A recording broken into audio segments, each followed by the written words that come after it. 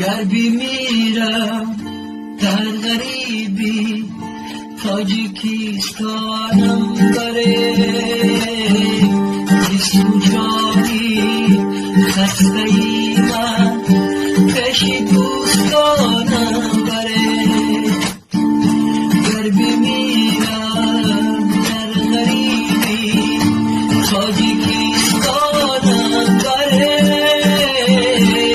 سوجانی خسته ای من پیش دوستانم بره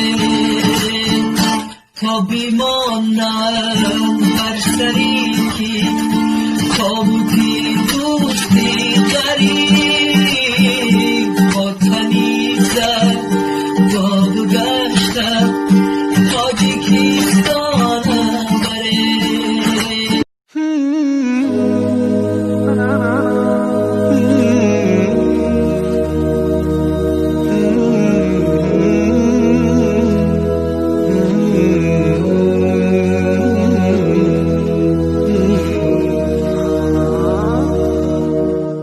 ذكر وموعظة ونور فيه شفاء للصدور وشفيعنا يوم النشور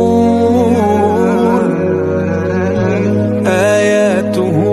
تروي المدى وصفاته نبع الهدى نلقى الجنان بحبه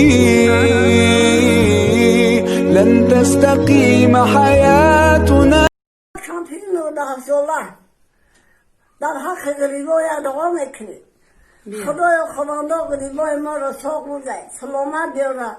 دنیای ما را تنگی کنه امانی کنه فراوانی کنه همه آفتابه رشی ما دور کنه ای خانه حقا بیگه براید تنیز حال بچتون امیدرا بچتون برای کار بچتون